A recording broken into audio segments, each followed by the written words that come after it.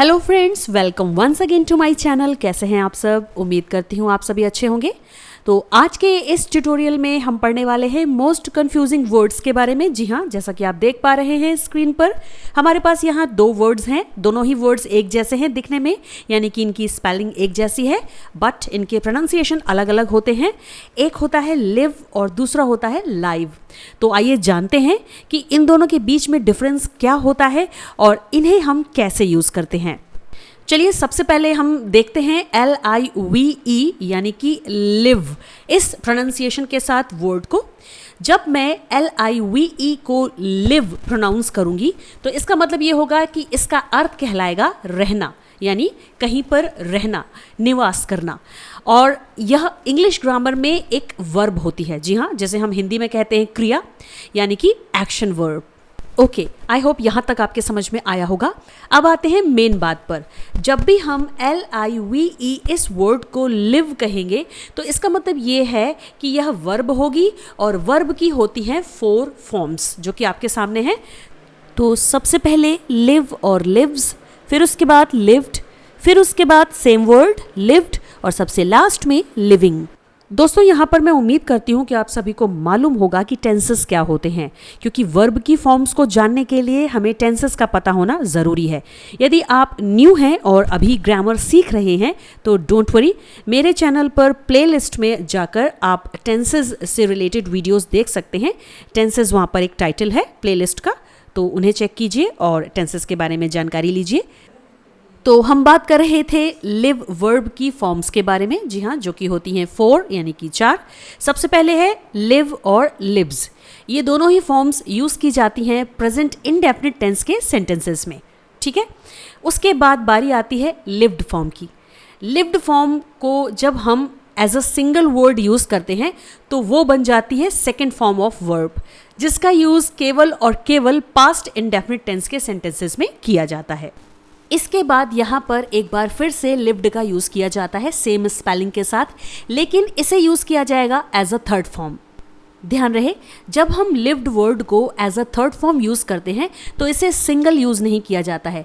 Sentences में इसे किसी न किसी ऑक्सिलरी वर्ब के साथ हम लिखते हैं, यानी जब सेंटेंस प्रेजेंट टेंस का सेंटेंस होगा तब हम लगाएंगे हैज़ और हैव हेल्पिंग वर्ब लिव्ड के साथ, तो सेंटेंस बन जाएगा प्रेजेंट परफेक्ट टेंस का सेंटेंस। और जब सेंटेंस होगा पास्ट टेंस का तब हम लगाएंगे हैड हेल्पिंग वर्ब यानी कि ऑक्सिलरी वर्ब लिव्ड के साथ, तब सेंटेंस बन जाएगा पास्ट परफेक्ट टेंस का सेंटेंस। आई होप आप समझ गए होंगे। तो इस तरह से दोस्तों लिव्ड की सेम स्पेलिंग के साथ इसे हम सेंटेंसेस में as a third form use करते हैं। अब बारी आती है फोर्थ फॉर्म की। जी हाँ, लिविंग, इसे ING फॉर्म भी कहते हैं। प्रेजेंट, पास्ट, फ्यूचर, इन तीनों ही टेंस के कॉन्टिन्यूस सेंटेंसेस में हम लिविंग वर्ब का यूज़ कर सकते हैं, यानी कि लिव की फोर्थ फॉर्म लिविंग का। उम्मीद करती हूँ दोस्तों यहाँ तक आपके समझ में आ गया होगा कि किस तरह से लिव वर्ब की 4 फॉर्म्स का यूज़ किया जाता है सेंटेंसेस में टेंसेस के अकॉर्डिंग। ध्यान रहे दोस्तों, प्रेजेंट इंडेफिनिट टेंस के सेंटेंसेस में हम लिव और लिव्स का यूज़ करते हैं। लिव का यूज़ किया जाता है प्लूरल नंबर सब्जेक्ट्स के साथ, यानी कि प्लूरल नंबर के जितने भी नाउन और प्रोनाउन वर्ड्स होंगे। तो नाउन तो आप जानते ही हैं, सभी नेमिंग वर्ड्स नाउन कहलाते हैं, और प्लूरल नंबर के जो प्रोनाउंस होंगे वे होंगे I, we, you, they। Okay, इसके बाद बारी आती है लिव्स की। तो इसमें हम क्या करते हैं, लिव के आगे S लगा देते हैं। तो लिव्स का यूज़ आप हमेशा करेंगे सिंगुलर नंबर सब्जेक्ट्स के साथ, यानी कि सिंगुलर नंबर के नाउन्स और प्रोनाउंस के साथ। और नाउन्स तो आपको पता ही है, और सिंगुलर नंबर के जो प्रोनाउंस होते हैं वे होते हैं ही, शी, इट। तो इनके साथ आपको यूज़ करना होगा lives. So I hope friends यहाँ तक आपके समझ में ज़रूर आ गया होगा। आइए अब देखते हैं लिव वर्ब को सेंटेंस में यूज़ करके इसकी बाकी की फॉर्म्स को भी हम यूज़ करेंगे। तो सबसे पहला सेंटेंस है कविता लिव्स इन द विलेज, यानी कविता गांव में रहती है। यहाँ पर यह सेंटेंस प्रेजेंट इंडेफिनिट टेंस का सेंटेंस है और हमने यूज़ किया है लिव की लिव्स फॉर्म, यानी कि इसमें S लगाया हुआ है। वो इसलिए क्योंकि यहाँ पर कविता एक सिंगुलर नंबर सब्जेक्ट है, यानी कि नाउन वर्ड है। लेकिन यदि सेंटेंस में सब्जेक्ट प्लूरल नंबर नाउन या प्रोनाउन वर्ड आया हुआ है तब हम वहाँ पर लिव्स का यूज़ नहीं करेंगे। यदि हम सेंटेंस लिव वर्ब को लेकर बना रहे हैं तब ऐसे में हम यूज़ करेंगे लिव का। आइए देखते हैं सेंटेंस। तो सेंटेंस आपके सामने है, जैसे they live in the village, यानी वे गांव में रहते हैं। तो यहाँ पर दे आप देख पा रहे हैं एक प्लूरल नंबर प्रोनाउन वर्ड है, जी हाँ, इसीलिए इसके साथ हम लिव का यूज़ करेंगे, लिव्स का नहीं।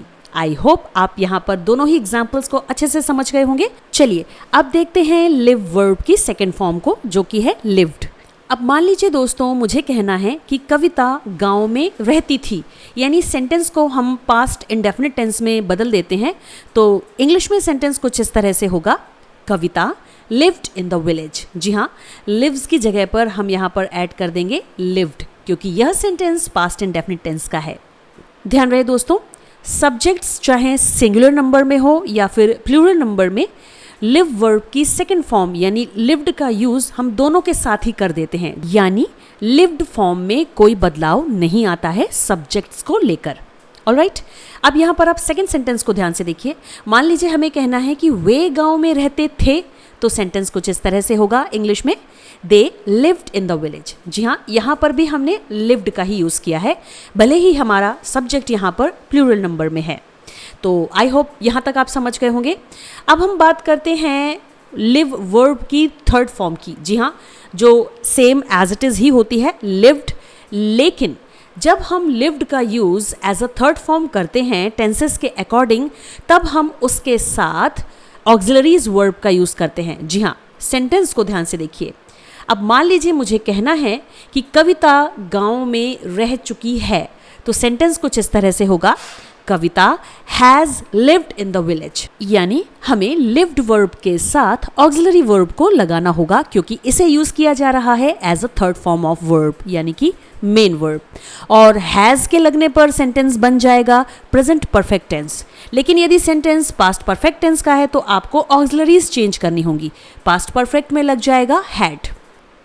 उम्मीद करती हूँ दोस्तों आप सभी को मालूम होगा कि प्रेजेंट परफेक्ट टेंस के सेंटेंसेस में हम यूज़ करते हैं हैज़ और हैव ऑक्सिलरी वर्ब को। जी हाँ, और इन्हें यूज़ किया जाता है सब्जेक्ट्स के नंबर के अकॉर्डिंग। दोस्तों, हैज़ का यूज़ आप देख चुके हैं पहले वाले सेंटेंस में, जहाँ पर कविता सिंगुलर नंबर नाउन है यानी कि सब्जेक्ट है, इसीलिए मैंने हैज़ लिव्ड का यूज़ किया है। लेकिन मान लीजिए मुझे कहना है कि वे गांव में रह चुके हैं, तब यहाँ पर सेंटेंस होगा they have lived in the village. जी हाँ, मैंने हैव को ऊपर लिख दिया है। अब यहाँ पर हैव का यूज़ इसलिए किया गया है क्योंकि सब्जेक्ट प्लूरल नंबर में है, जो कि है दे प्रोनाउन वर्ड। तो इस तरह से हमने हैव के साथ लिव्ड का यूज़ किया है, क्योंकि सेंटेंस है प्रेजेंट परफेक्ट टेंस का। आशा करती हूँ दोस्तों यहाँ तक आपके समझ में आ गया होगा। Now come to the fourth form of the verb live, जो कि है लिविंग। जी हाँ, इसे हम ING फॉर्म कहेंगे। तो लिविंग फॉर्म का यूज़ किया जाता है कॉन्टिन्यूस टेंस के सेंटेंसेस में। जी हाँ, टेंस कोई भी हो सकता है, प्रेजेंट, पास्ट, फ्यूचर, वहाँ पर हम यूज़ करेंगे ING फॉर्म को। चलिए, दिए गए पर्टिकुलर सेंटेंसेस के एग्जाम्पल्स में ही मैं आपको समझा देती हूँ। मान लीजिए मुझे कहना है कि कविता गाँव में रह रही थी, तो इसे कुछ इस तरह से बोला जाएगा, Kavita was living in the village. जी हाँ, यहाँ पर मैंने लगा दिया है वॉज लिविंग। इसी तरह से यदि मुझे कहना है कि वे गांव में रह रहे थे, तो हम कहेंगे they were living in the village, और यहाँ पर हमने लगा दिया है वर लिविंग। दोस्तों, यहाँ पर भी पहले की तरह सिंगुलर नंबर और प्लूरल नंबर सब्जेक्ट्स के अकॉर्डिंग ही ऑक्सिलरीज भी चेंज हो जाती हैं, यानी सिंगुलर के साथ आप लगाएंगे वॉज और प्लूरल के साथ आप लगाएंगे वर। तो दोस्तों, ये तो था लिव वर्ब का पूरा कॉन्सेप्ट। यहाँ पर मैंने आपको बताया लिव की मीनिंग क्या होती है और किस तरह से इसको बाकी की फॉर्म्स के साथ सेंटेंसेस में यूज़ किया जाता है।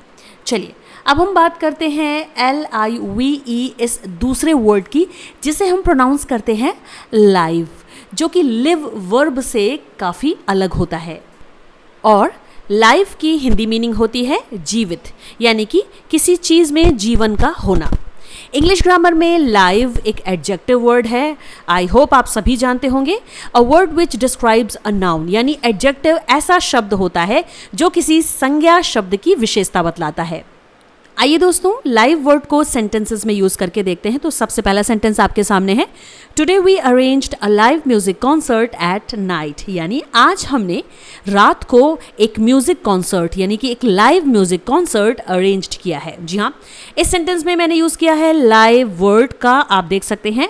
और लाइव चूंकि एक एडजेक्टिव वर्ड है तो इसके साथ यूज किया गया है नाउन फ्रेज, यानी म्यूजिक कॉन्सर्ट यहाँ पर एक नाउन फ्रेज है।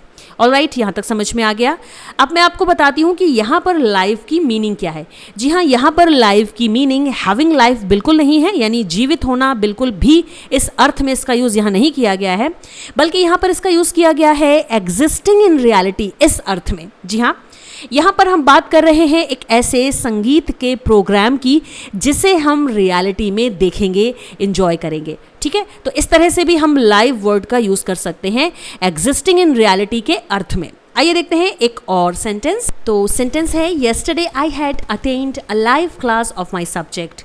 कल मैंने अपने विषय की लाइव क्लास को अटेंड किया था। जी हाँ, यहाँ पर भी देखिए लाइव वर्ड का यूज़ किया गया है और लाइव के साथ आया हुआ है noun phrase class of my subject. वो इसलिए क्योंकि लाइव एक एडजेक्टिव वर्ड है और एडजेक्टिव वर्ड के साथ हमेशा नाउन आता है। ठीक है, और यहाँ पर लाइव का यूज़ किया गया है एग्जिस्टिंग इन रियलिटी, इस अर्थ में। ऑलराइट फ्रेंड्स, लाइव की लिटरल मीनिंग तो आप समझ ही गए होंगे।